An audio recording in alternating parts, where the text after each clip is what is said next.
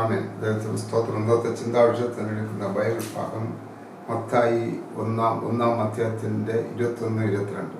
അവൾ ഒരു മകനെ പ്രസവിക്കും, അവൻ തന്നെ ജനത്തെ അവരുടെ പാപങ്ങളിൽ നിന്ന് രക്ഷിപ്പാൻ ഇരിക്കൊണ്ട് നീ അവന് യേശു എന്ന് പേരിടണമെന്ന് പറഞ്ഞു.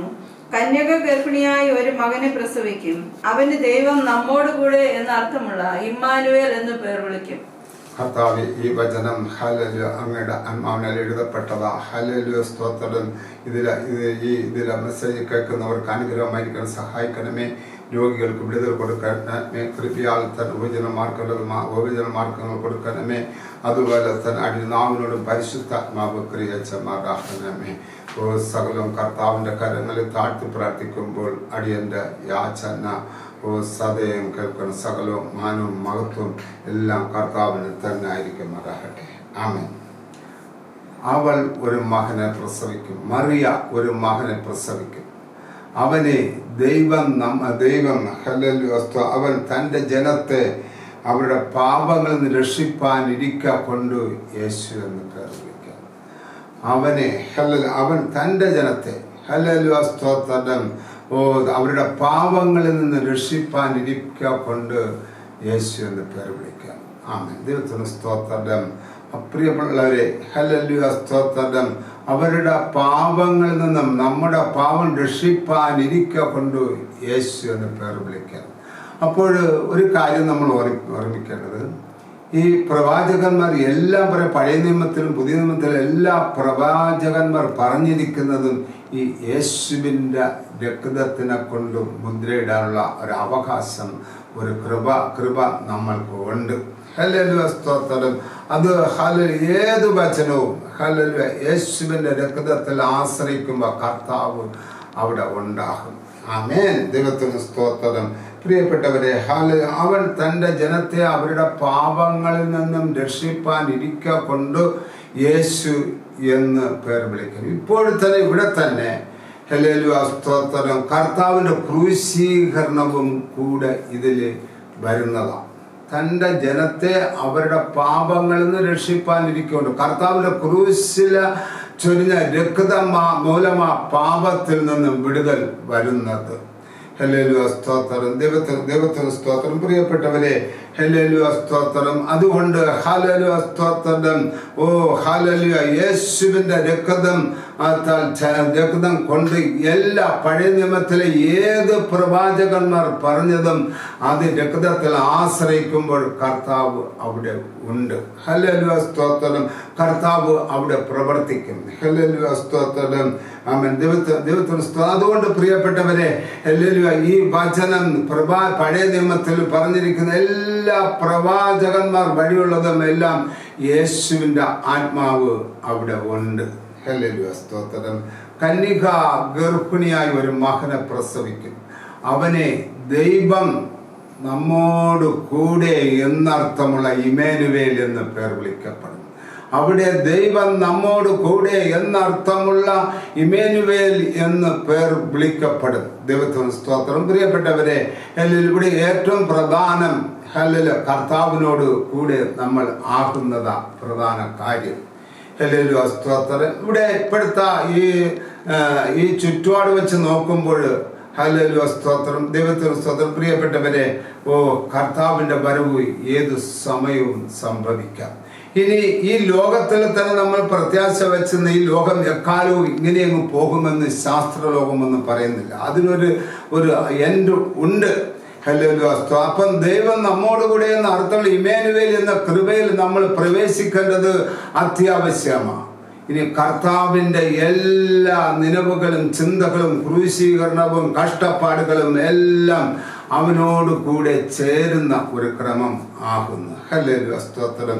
അതായത് പ്രിയപ്പെട്ടവർ, അവന് കിട്ടിയ ആട്ടും തുപ്പും എല്ലാം ഹല്ലേലൂയ സ്തോത്രം നമുക്ക് വേണ്ടിയാ അവൻ ഏറ്റെടുത്തത്. 39 ദണ്ഡനങ്ങളും അവൻ നമുക്ക് വേണ്ടിയാ ഏറ്റെടുത്തത്. ഹല്ലേലൂയ സ്തോത്രം. ദൈവത്തിന് സ്തോത്രം. അപ്പൊ എനിക്ക് വേണ്ടിയാ ഈ കഷ്ടങ്ങൾ, എനിക്ക് വേണ്ടിയാ തുപ്പലുകൾ ഏറ്റത് എന്നൊരു വിശ്വാസത്തോടു കൂടി വരുമ്പോഴാ കഷ്ടങ്ങളെല്ലാം അവൻ ഏറ്റ കഷ്ടങ്ങൾ ഭാരങ്ങളെല്ലാം എനിക്ക് വേണ്ടി ആണെന്ന് വിശ്വാസത്തിൽ വിശ്വസിക്കുമ്പോൾ ഹല്ലേലൂയ സ്തോത്രം എൻ്റെ പഴയ മനുഷ്യൻ അഴിയുകയും കർത്താവിൻ്റെ പൈതങ്ങളായി തീരുകയും ചെയ്യുന്നത്. ഹല്ലേലൂയ സ്തോത്രം. ദൈവം നമ്മോട് കൂടെ എന്നർത്ഥമുള്ള ഇമ്മാനുവേൽ എന്ന് പേർ വിളിക്കപ്പെടും. ഇത് ദൂതൻ പറഞ്ഞ ആ ദൂത് നിറവേറേണ്ടത് അത്യാവശ്യ ഘടകം. ഹല്ലേലൂയ, അത്യാവശ്യമാണ്, നിറവേറിയേ പറ്റൂ. ഹല്ലേലൂയ സ്തോത്രം. ദൈവം നമ്മോട് കൂടെ എന്നർത്ഥമുള്ള ഇമ്മാനുവേൽ എന്ന് പേർ വിളിക്കപ്പെടും. പ്രിയപ്പെട്ടവരെ, ഹല്ലേലൂയ സ്തോത്രം. കർത്താവ് വന്നത് നമുക്ക് വേണ്ടിയാ. ഹല്ലേലൂയ. മാർക്കോസ് 10:45 വാക്യം എടുക്കുമ്പോ 10:45 മനുഷ്യപുത്രൻ ശുശ്രൂഷ ചെയ്യിപ്പാനല്ല, ശുശ്രൂഷിപ്പാനും അനേകർക്ക് വേണ്ടി തന്റെ ജീവനെ മറുവിലയായി കൊടുപ്പാനും അത്രേ വന്നത്.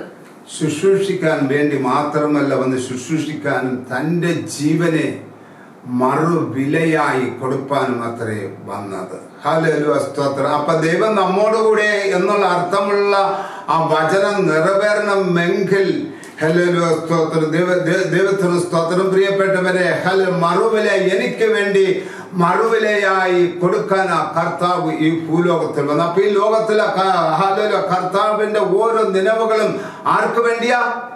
എനിക്ക് വേണ്ടി.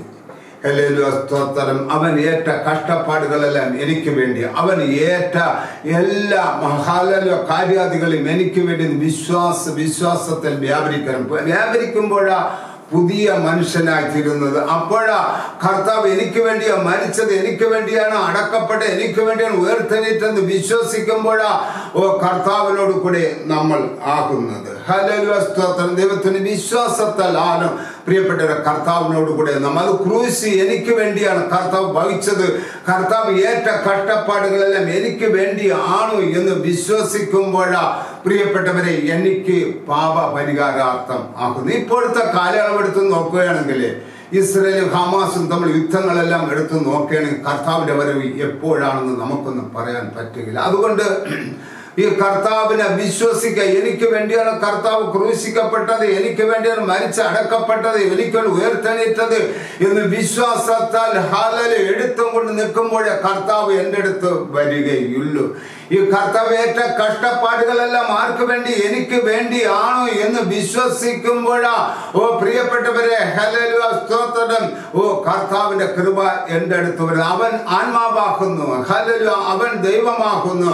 അവനെ വിശ്വാസത്തിലെ സ്വന്തമാക്കുവാൻ പറ്റുകയുള്ളൂ. ഹല്ലേലൂയ സ്തോത്രം. ദൈവത്തിന് സ്തോത്രം. പ്രിയപ്പെട്ടവരെ, അതുകൊണ്ട് അവൻ ചെയ്ത കാര്യാദികളെല്ലാം വിശ്വാസത്താൽ ഏറ്റെടുക്കുമ്പോൾ ഹല്ലേലൂയ അവന്റെ ക്രൂശീകരണം എനിക്ക് വേണ്ടിയാണെന്ന് ഏറ്റെടുക്കുമ്പോൾ, എനിക്ക് വേണ്ടിയാ ഹല്ലേലൂയ 39 ദണ്ഡനങ്ങൾ ഏറ്റതെന്ന് ഏറ്റെടുക്കുമ്പോൾ, കൈകാലുകൾ ക്രൂശിക്കപ്പെടെ എനിക്ക് വേണ്ടി ഏറ്റെടുക്കുമ്പോൾ, എനിക്ക് വേണ്ടിയാണ് തലയിൽ മുൾമുടി ചൂടിയതെന്ന് ഏറ്റെടുക്കുമ്പോൾ, എനിക്ക് വേണ്ടി അവസാന തുള്ളി രക്തവും ഹല്ലേലൂയ വെള്ളവും ചൊരിഞ്ഞ് എനിക്ക് ഏറ്റെടുക്കുമ്പോൾ പ്രിയപ്പെട്ടവരെ എൻ്റെ പാപങ്ങളെല്ലാം കഴുകപ്പെട്ടു കഴിഞ്ഞു. വിശ്വസിക്കുന്നവർക്ക് അവൻ തൻ്റെ രക്തം മൂലം പ്രായശ്ചിത്തമാകുവാൻ ദൈവം അവനെ പരസ്യമായി നിർത്തിയിരിക്കുന്നു. ദൈവത്തിന് സ്തോത്രം. അപ്പൊ ഈ രക്തം ചൊരിഞ്ഞ ആർക്ക് വേണ്ടിയാ? എനിക്ക് വേണ്ടി ആണ് എന്ന് വിശ്വസിക്കുമ്പോഴാ പ്രിയപ്പെട്ടവരെ നമ്മൾ കർത്താവിൻ്റെ സഹോദരങ്ങൾ ആയിത്തീരുന്നത്, കർത്താവിൻ്റെ മണവാട്ടി സഭയുടെ അംഗങ്ങളായി നമ്മൾ തീരുന്നത്. ഹല്ലേലൂയ സ്തോത്രം. ദൈവത്തിന് സ്തോത്രം. ഇനി ഈ ലൂക്കോസിന്റെ സുവിശേഷം 1-ാം അധ്യായത്തിന് 48-ാമത്തെ വാക്യം എടുക്കുമ്പോൾ, അവൻ തന്റെ ദാസിയുടെ താഴ്ച കടാക്ഷിച്ചിരിക്കുന്നുവല്ലോ, ഇന്നു മുതൽ എല്ലാ തലമുറകളും എന്നെ ഭാഗ്യവതി എന്ന് വാഴ്ത്തും. അതിന് മറിയ, ഇതാ ഞാൻ കർത്താവിന്റെ ദാസി, നിന്റെ വാക്കുപോലെ എനിക്ക് ഭവിക്കട്ടെ എന്ന് പറഞ്ഞു. ദൂതൻ അവളെ വിട്ടു പോയി. ആമേൻ. ഇതാ ഞാൻ കർത്താവിന്റെ ദാസി, നിന്റെ ഇഷ്ടം പോലെ എന്നിൽ ഭവിക്കട്ടെ. ഈ ദൂത് കൊടുക്കാൻ വന്നത് ദൂതൻ പറഞ്ഞ ദൂത്, ഇതാ കർത്താവിന്റെ ദാസി, അവിടെ നിന്ന് പറഞ്ഞയച്ചത് ഞാനിത് സമ്മതിച്ചിരിക്കുന്നു. വിശ്വാസത്താൽ ഏറ്റെടുത്തപ്പോൾ പ്രിയപ്പെട്ടവരെ കർത്താവിൻ്റെ ആത്മാവ് ഹല്ലേലൂയ മറിയളിൽ വാസം ചെയ്യും, കുഞ്ഞിന്റെ ജന്മം. അപ്പോൾ നമ്മൾ വിശ്വാസത്താൽ ഞാനിതാ ഈ കർത്താവ് എൻ്റെ കഷ്ടങ്ങളേറ്റത് ക്ലേശങ്ങളേറ്റത് എനിക്ക് വേണ്ടിയാണെന്ന് വിശ്വാസത്തിൽ ഏറ്റെടുക്കുമ്പോൾ ഹല്ലേലൂയ എൻ്റെ ഉള്ളിൽ എൻ്റെ ഹൃദയത്തിൽ കർത്താവ് വരും. അങ്ങനെയാ ദൈവം നമ്മോട് കൂടെ എന്നർത്ഥമുള്ള ഇമ്മാനുവേൽ. ദൈവം അത് അവിടെയാണ് മണവാട്ടി സഭയുടെ ക്രമം തുടങ്ങുന്നത്, അവിടെയാണ് സ്വർഗരാജ്യം തുടങ്ങുന്നത്. ഇനി സ്വർഗരാജ്യം സമീപിച്ചിരിക്കൽ മാനസാന്തരപ്പെടാൻ പറഞ്ഞത് നമ്മുടെ വിശ്വാസം കർത്താവിൽ ആകുവാൻ വേണ്ടി മാത്രമാണ്. ഹല്ലേലൂയ. ആയി എൻ്റെ നിലവുകൾ, ചിന്തകൾ, ഇടപെടലുകൾ എല്ലാം കർത്താവിലേക്ക് കൊടുക്കപ്പെടുന്ന ഒരു ക്രമം ആയി തീരണം. അപ്പോഴാ ദൈവം നമ്മോട് കൂടെ എന്നർത്ഥമുള്ള ഇമ്മാനുവേൽ എന്ന് പേർ വിളിക്കപ്പെടും. ഈ ദൈവമില്ലാതെ നമുക്ക് ഒരു കാര്യം, ഈ കർത്താവ് എൻ്റെ ജീവിതത്തിൽ വരാതെ ഒരു കാര്യം, അവന്റെ വരവെങ്കിൽ പോകപ്പെടണമെങ്കിൽ അവന്റെ ആത്മാവ് എൻ്റെ ഉള്ളങ്ങളിൽ ചേർക്കപ്പെടണം. അവന്റെ ആത്മാവ് ഉള്ളങ്ങളിൽ ചേർക്കപ്പെടുന്നത് പ്രിയപ്പെട്ട ക്രൂശീകരണത്തെ കുറിച്ച്, എനിക്ക് വേണ്ടിയാ കർത്താവ് ക്രൂശിക്കപ്പെട്ടത്, എനിക്ക് വേണ്ടിയാണ് മരിച്ചടക്കപ്പെട്ടത്, എനിക്ക് വേണ്ടിയാണ് ഉയർത്തെണീറ്റത്, എനിക്ക് വേണ്ടിയാണ് എല്ലാം ഈ കാര്യം ചെന്ന് വിശ്വസിക്കുമ്പോഴാ പ്രിയപ്പെട്ട ദൈവത്തോടു കൂടെ നമ്മൾ ആകുന്നു. അതിനെ കർത്താവിനെ കുറിച്ച് പറയുന്നത് ദൈവം നമ്മോട് കൂടെ എന്ന അർത്ഥം ഇമ്മാനുവേൽ എന്ന് പേർ വിളിക്കുന്നത്. ഈ കർത്താവിനോട് കൂടെ നമ്മൾ ഉൾച്ചേർക്കപ്പെട്ടിരിക്കുക. അത് വിശ്വാസത്തിൽ പ്രാപിക്കുമ്പോഴാ ഈ കർത്താവ് ഏറ്റ പീഡകളെല്ലാം എനിക്ക് വേണ്ടിയാണോ എന്ന് വിശ്വാസത്തിൽ ഏറ്റെടുക്കുമ്പോഴാ പ്രിയപ്പെട്ടവരെ ഹല്ലേലൂയ കർത്താവിനോട് കൂടെ നമ്മൾ ആകുന്നു. കർത്താവ് ഏറ്റ പീഡകളെല്ലാം എനിക്ക് വേണ്ടിയാണോ, എനിക്ക് വേണ്ടിയാണ് കർത്താവ് മരിച്ചത്, എനിക്ക് വേണ്ടി ഉയർത്തെണീറ്റത്, എനിക്ക് വേണ്ടിയാണ് ഈ ഓരോ നിലവുകളും ചിന്തകളും കർത്താവ് എനിക്ക് വേണ്ടി ചെയ്തതെന്ന് ഏറ്റെടുക്കുമ്പോൾ ദൈവം നമ്മോട് കൂടെ എന്നർത്ഥം ഇമ്മാനുവേൽ എന്ന് പേർ വിളിക്കപ്പെടുന്ന ക്രമമായി. അപ്പൊ എൻ്റെ ആത്മാവിൽ കർത്താവിൻ്റെ ജീവൻ ആയി കഴിഞ്ഞു. ഈ തിരുവചനത്താൽ കർത്താവ് നമ്മളെ അനുഗ്രഹിക്കട്ടെ. ഹല്ലേലൂയ. കർത്താവെ കേൾക്കുന്നവർക്കെല്ലാം ആശ്വാസം ഉണ്ടാവാൻ സഹായിക്കണമേ. രോഗികളായവർക്ക് വിടുതൽ കൊടുക്കണമേ. ഹല്ലേലൂയ. സ്തോത്രം. അവരുടെ ഉപജീവന മാർഗം ഇല്ലാത്ത ഉപജീവന മാർഗങ്ങൾ കൊടുക്കണമേ. അതുപോലെ തന്നെ കേൾക്കുന്നവർക്ക് പരസ്പരം ഷെയർ ചെയ്ത് കൊടുക്കാൻ സഹായിക്കണമേ. കർത്താവെ സകലം കർത്താവിന്റെ കരം താഴ്ത്തി പ്രാർത്ഥിക്കുമ്പോൾ അടിയന്റെ യാചന സദയം കേൾക്കണം. സകലവും മാനവും മഹത്വവും കർത്താവിന് തന്നെ ആയിരിക്കും.